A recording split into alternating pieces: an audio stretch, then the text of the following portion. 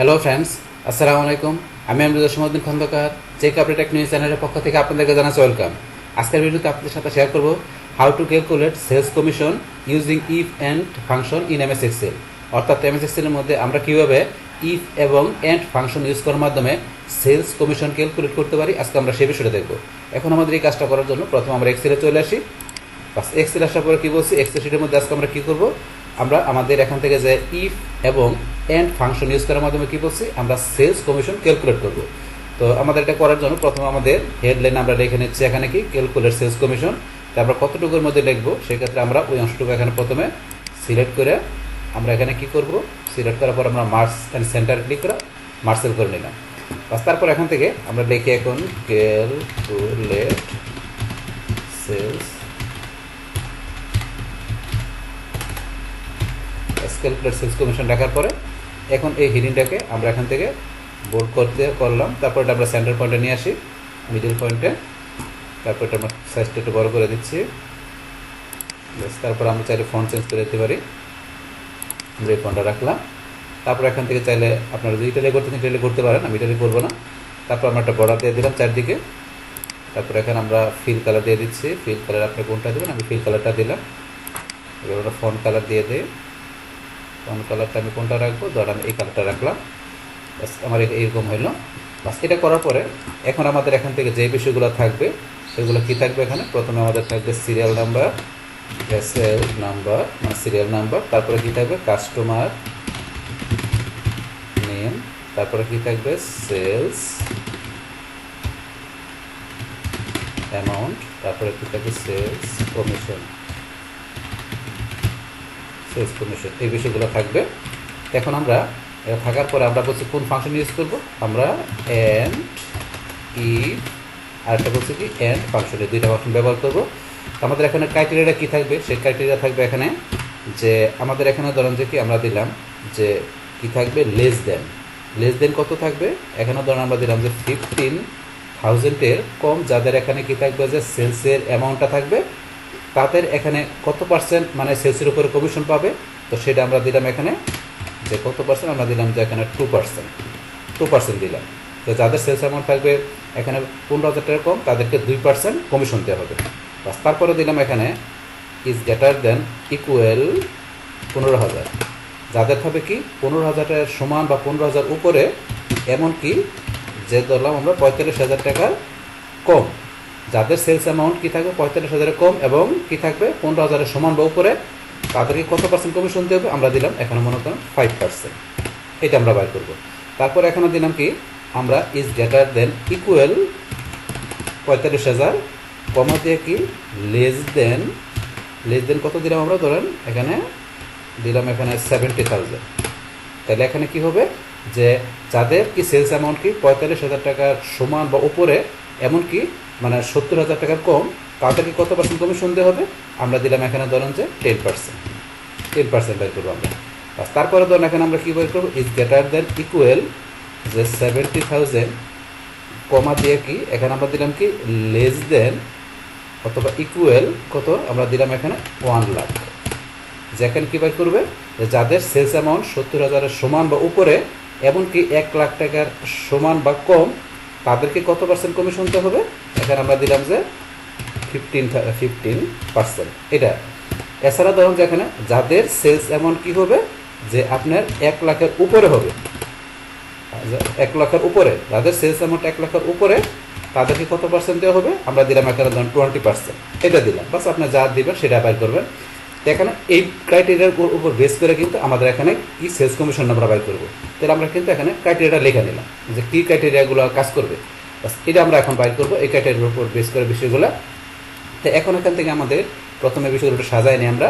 তাহলে এখানে কি আমরা সিরিয়াল নাম্বারের কলামটা আমাদের একটু ছোটো থাকবে, বাস তারপর আমাদের কাস্টমার নেম এই কলামটা আমরা একটু বড় করে নিচ্ছি, একটু বড় থাকবে। তারপর সেলস অ্যামাউন্ট আমরা একটু বড় রাখি, তারপর সেলস কমিশন এই কলামটা আমরা একটু বড় করে দিলাম, বাস আমরা একটু বড় করে দিলাম। বাস করার পরে এখন এখান থেকে আমরা সিরিয়াল নাম্বারটা লিখে প্রথমে 1 2, তারপরে 2টা সিলেক্ট করে আমার নিজ দিকে টান দিলে আপনি যতটুকু দরকার আপনি বাইর করে নিতে পারেন। তারপরে কাস্টমার নেম আমরা কিছু কাস্টমারের নেম লিখি,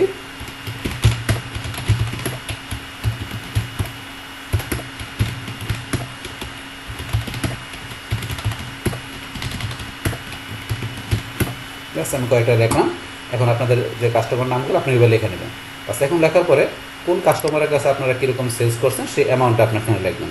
তাহলে এখানে ধরুন আমি লিখলাম, প্রথমে লিখলাম কত 12,000। তারপরে এই কাস্টমারের কাছে আমরা কত সেলস করছি, আমরা দিলাম এখানে 18,000। এখানে 30,000, 40,000, 65,000। তার কাছে আমরা দিলাম কত, ধরুন এখানে 14,000, 85,000। তার কাছে আমরা দিলাম যে কত, ধরুন আমরা 1,10,000 এর কাছে সেলস করছি। তারপরে এর কাছে কত আমরা দিলাম, ধরুন যে 95,000। জাস্ট আমরা একটা জাস্ট একটা ডেমো একটা আমরা অ্যামাউন্ট দিলাম এখানে, জাস্ট কাজটা করার জন্য আমাদের, যে এখানে এই অ্যামাউন্টগুলোর উপর বেস করে এখন আমাদের কী করবো, এখান থেকে এই ক্রাইটেরিয়াগুলো দিয়ে আমরা এখানে সেলস কমিশনটা বাইর করবো।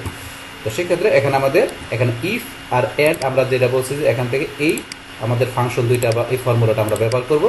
তো সেই ক্ষেত্রে এখানে আমাদের কী করতে হবে, এখন আমরা এখানে কার্সর রাখবো।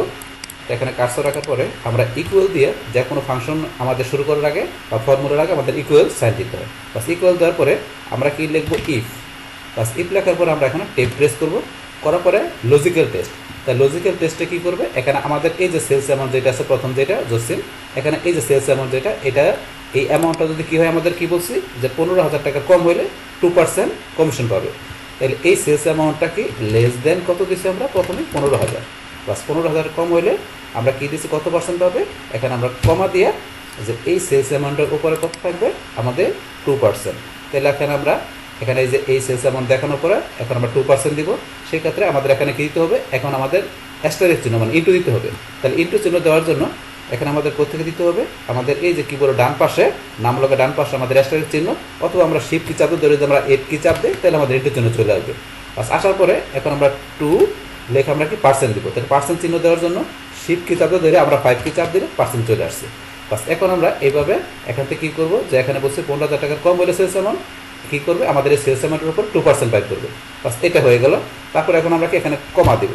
বাস কমা দেওয়ার পরে এটা কি কাজ করবে, যদি আমাদের লজিক্যাল টেস্টটা ট্রু হয় তাহলে এই কাজটা করবে, আর যদি ট্রু না হয়ে ফলস হয় তা সেই ক্ষেত্রে কী কাজ করবে, এখন আমরা সেই বিষয়গুলো বাইর করি।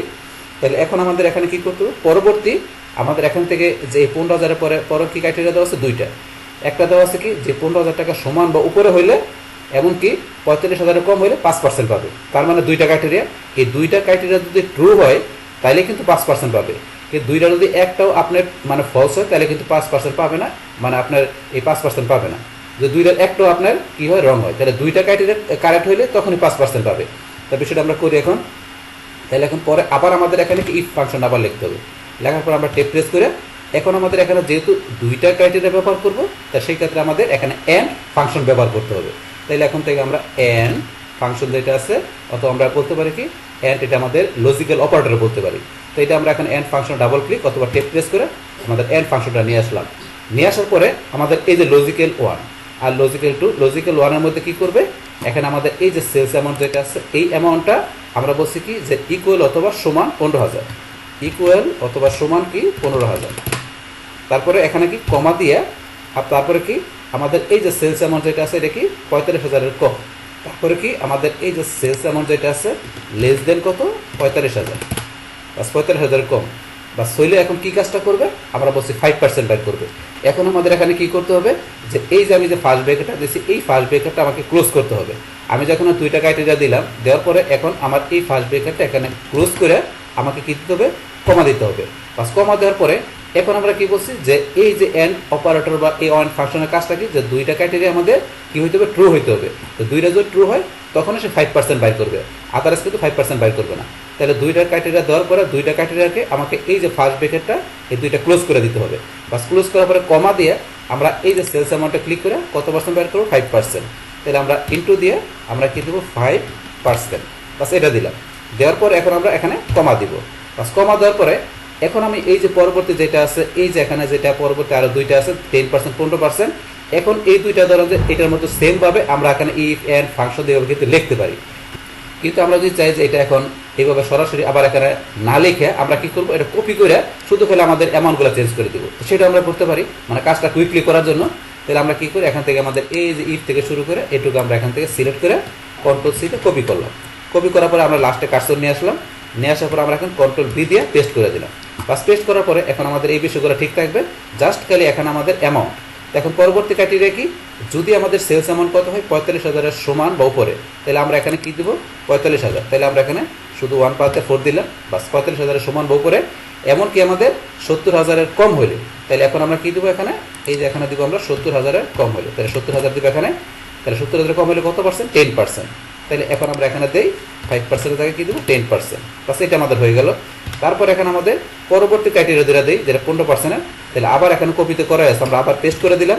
পেস্ট করার পরে এখন আমাদের এখানে কি হবে, যে যাদের কি হয় এখানে সেলস অ্যামাউন্ট 70,000-এর সমান বা উপরে, এমনকি 1 লাখের সমান বা কম, তাহলে 15%।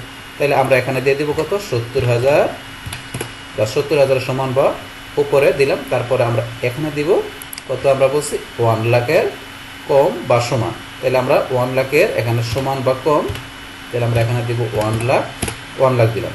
তাহলে সেই ক্ষেত্রে কত পার্সেন্ট এখানেই পাবে, কমিশন পাবে, সেলস কমিশন 15%। বাস এটা দেওয়ার পরে এখন আমরা এখান থেকে আমরা লাস্টে চলে আসি, আমরা এখানে লাস্টে কাজটা নিয়ে আসলাম। নিয়ে আসার পরে এখন আমাদের এখানে কি দেওয়া আছে লাস্টে, যে যাদের আবার কি 1 লাখের উপরে কি থাকবে এখানে সেলস অ্যামাউন্ট থাকবে, তারা পাবে 20%। তো সেই ক্ষেত্রে তো এখানে আমাদের ধরেন যে এই যে আমরা এই ক্রাইটেরিয়া দেওয়ার পরে লাস্টেরটা বাইর করার জন্য কিন্তু আমাদের এখানে আর ইফ এন্ড এটা আমাদের ব্যবহার করার প্রয়োজন নেই। তাহলে এখন যখন আমাদের এখানে এই যে ক্রাইটেরিয়াগুলো থাকবে, এই ক্রাইটেরিয়ার মধ্যে যখন আমাদের ফর্মুলা থাকবে, তো এগুলো বার করবে। তো এগুলো ছাড়া যখন এখান থেকে আমরা দেখাই দিব যে যাদের 1 লাখের উপরে হবে তারাই কি পাবে, 20% পাবে। তো সেটা কিন্তু এখন আমার লেখার প্রয়োজন নেই।